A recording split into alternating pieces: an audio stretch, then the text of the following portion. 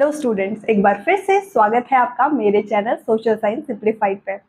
हमने स्टार्ट किया था क्लास 10th की हिस्ट्री का chapter number 1 the rise of nationalism in Europe, जिसके दो टॉपिक्स हम ऑलरेडी अपनी प्रीवियस वीडियोस में कवर कर चुके हैं। तो आज हमारा थर्ड टॉपिक स्टार्ट होने वाला है, जिसका नाम है द एज ऑफ रेवोल्यूशन। आपको याद होगा कि लास्ट टाइम हमने पढ़ा था कंजर्वेटिव रेजिम्स के आने के बाद लोगों से right to freedom of speech and expression छीन लिया गया, जो बात हमारे लिबरल नेशनलिस्ट को जरा भी पसंद नहीं आई और वो सभी अंडरग्राउंड चले गए और सीक्रेट सोसाइटीज फॉर्म करनी शुरू कर दी। इन सीक्रेट सोसाइटीज का मेन एम था रेवोल्यूशनरी आइडियाज को स्प्रेड करना, जिसमें वो काफी हद तक सक्सेसफुल भी रहे।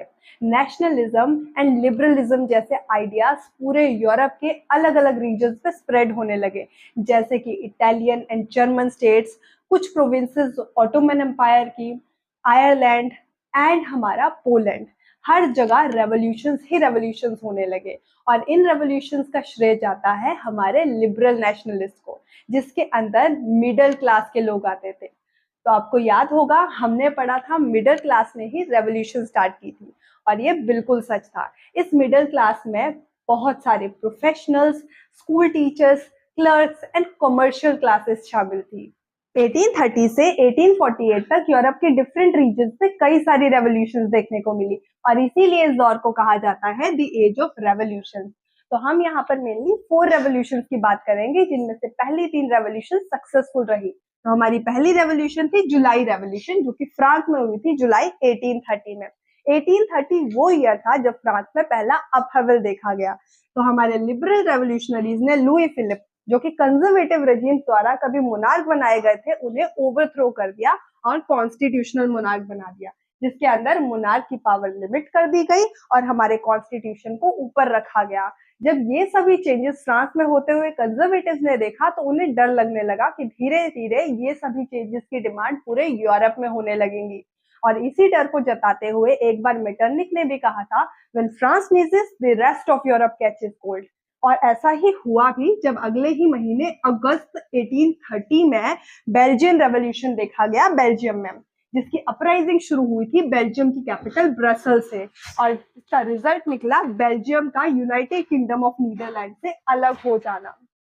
इसके अलावा ग्रीक रेवोल्यूशन भी देखी गई थी ग्रीस में, जो कि चल तो बहुत समय से रही थी। यानी कि ग्रीक वॉर ऑफ इंडिपेंडेंस हमारी शुरू हुई थी 1821 में और 1829 तक चली, पर इन्हें इंडिपेंडेंस फाइनली 1832 में ट्रीटी ऑफ कॉन्स्टेंटिनोपल से मिली।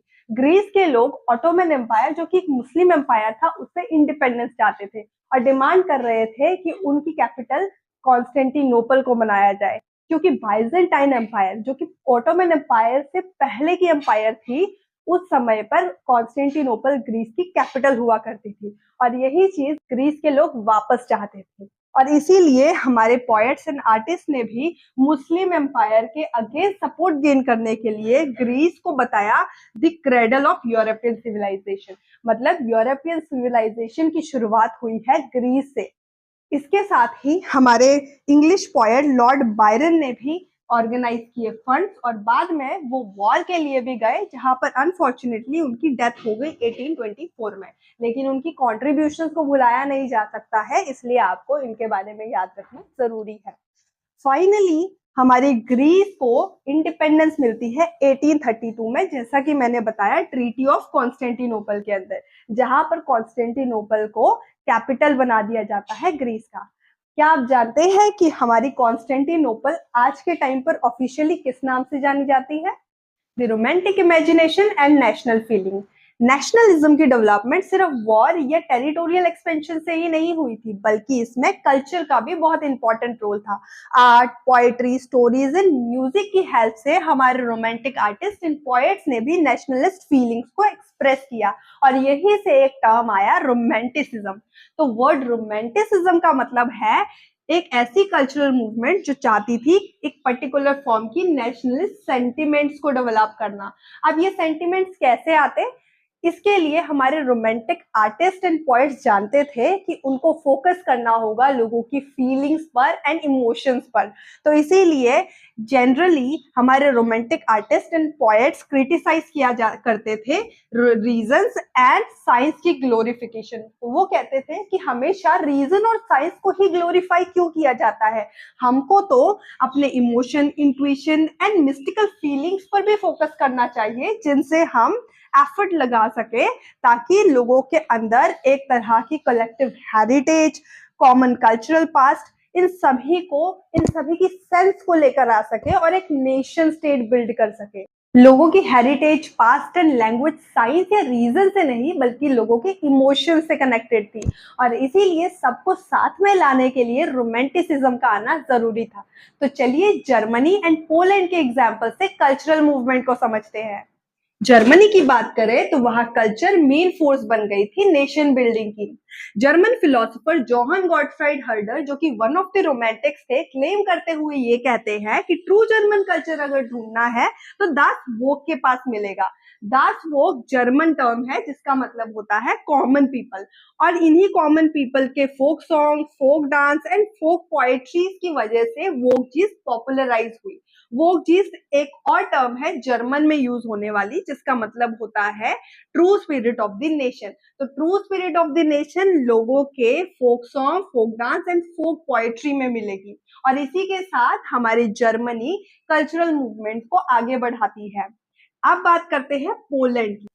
पोलैंड में ट्रीटी ऑफ वियना के बाद रशिया का कंट्रोल आ गया, जिसे रेसिस्ट करने के लिए पोलिश लोगों ने कल्चरल मूवमेंट की। पोलिश कंपोजर कैरोल कुरपिंस्की ने अपने ओपराज एंड म्यूजिक के थ्रू नेशनल स्ट्रगल को सेलिब्रेट किया।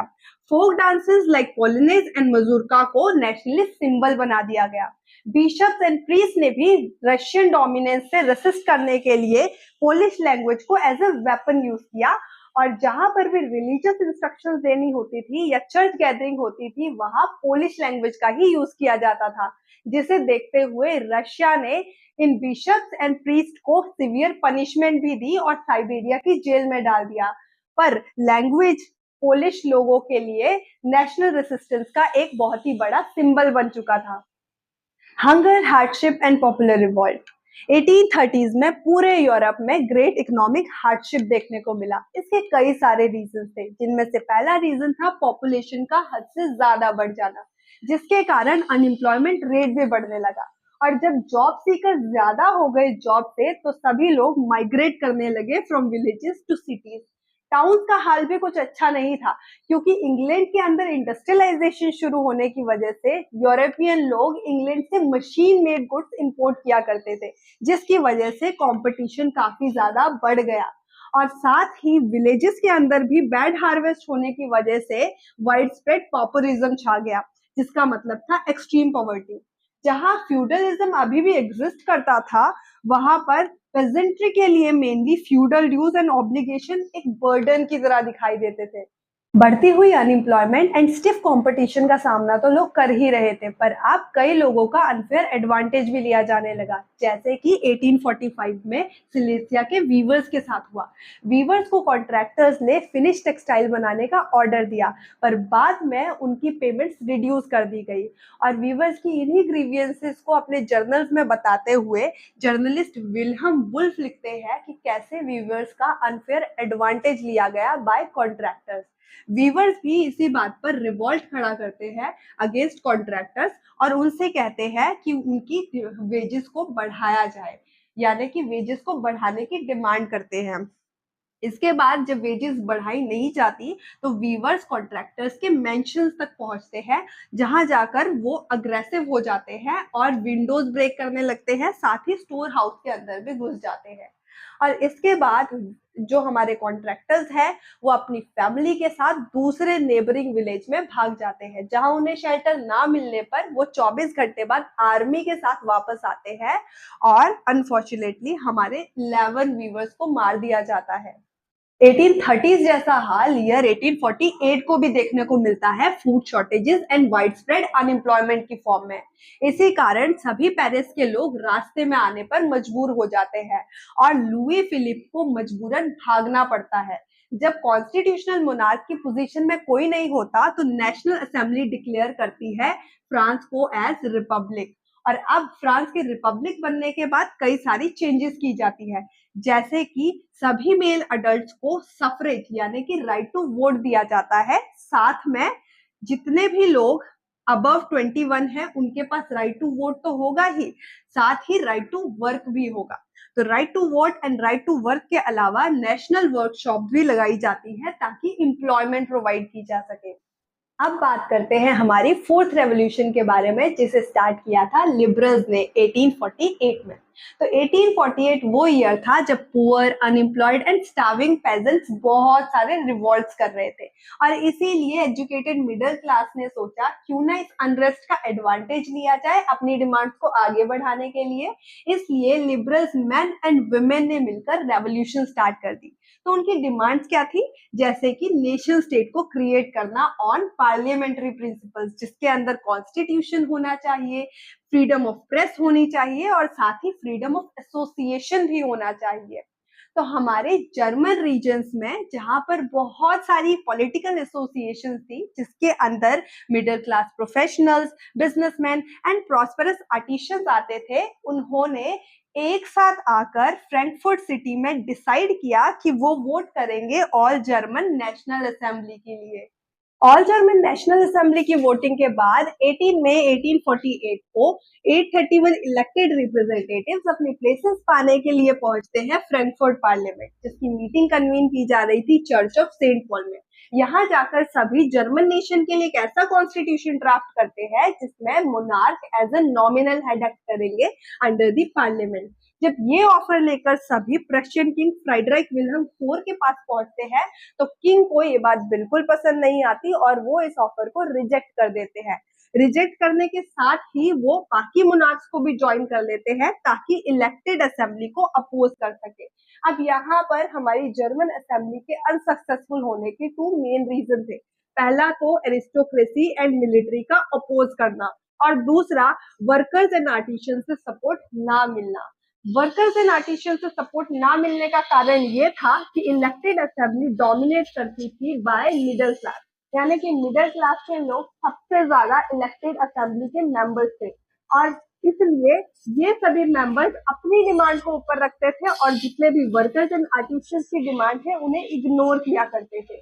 इसलिए बाद में जाकर इन्हें वर्कर्स एंड आर्टिशियंस का सपोर्ट नहीं मिला और ट्रूप्स आई और उन्होंने असेंबली को डिसबैंड कर दिया। इसके अलावा जब लिबरल मूवमेंट चल रही थी तो उस टाइम पर वुमेन्स के पॉलिटिकल राइट्स को लेकर बात बहुत ज्यादा आगे बढ़ गई और एक कंट्रोवर्शियल मैटर बन गई, क्योंकि हमारी बहुत सारे वुमेन ने एक्टिवली पार्टिसिपेट किया था लिबरल मूवमेंट्स में और अपनी खुद की पॉलिटिकल एसोसिएशन फॉर्म की, न्यूज़पेपर भी फाउंड किए, even political meetings and demonstration में भी पार्ट लिया, पर बावजूद इनके भी उन्हें उनके पॉलिटिकल राइट्स नहीं दिए गए। बल्कि जब फ्रैंकफर्ट पार्लियामेंट कन्वीन की गई तो वहां पर विमेन को सिर्फ और सिर्फ एज अ ऑब्जर्वर एडमिट किया गया और कहा गया कि आप सिर्फ एज अ ऑब्जर्वर यहाँ गैलरी में खड़े होकर देख सकते हो कि मीटिंग में क्या हो रहा है, पर आपको वोटिंग राइट्स नहीं दिए जाएंगे। ऑल्दो 1848 में स्टार्ट हुए लिबरल मूवमेंट्स को कंजर्वेटिव फोर्सेस ने सप्रेस तो कर दिया था, पर साथ ही मोनार्क्स को ये भी रियलाइज हो चुका था कि ये cycle of repression and revolution तब तक खत्म नहीं होगा जब तक लिबरल नेशनलिस्ट रेवोल्यूशनरीज को कंसेशंस नहीं दिए जाते। तो इसीलिए कुछ मोनार्क्स ने चेंजेस करना स्टार्ट कर दिया, जैसे कि सेंट्रल एंड ईस्टर्न यूरोप के अंदर कई सारे चेंजेस इंट्रोड्यूस किए गए। For example serfdom and bonded labour को खत्म कर दिया गया हैब्सबर्ग डोमिनियन एंड रशिया में। ये काम हालांकि वेस्टर्न यूरोप में 1815 के बाद से ही शुरू हो गया था। इसके बाद 1867 आते आते हैब्सबर्ग रूलर ने भी ज्यादा ऑटोनॉमी ग्रांट करनी शुरू कर दी हंगेरियंस को। तो यहाँ पर हमारा थर्ड टॉपिक भी कंप्लीट होता है। अब अपने फोर्थ टॉपिक को करेंगे नेक्स्ट वीडियो में, जहां हम समझेंगे कि धीरे धीरे अब मोनार्क भी इंटरेस्ट लेने लगे थे नेशन बिल्डिंग के काम को आगे बढ़ाने में। तो तब तक के लिए आप मेरे फुली कंप्लीटेड रिटन नोट्स देख सकते हैं मेरी वेबसाइट पे विजिट करके, जिसका नाम है socialsciencesimplified.com।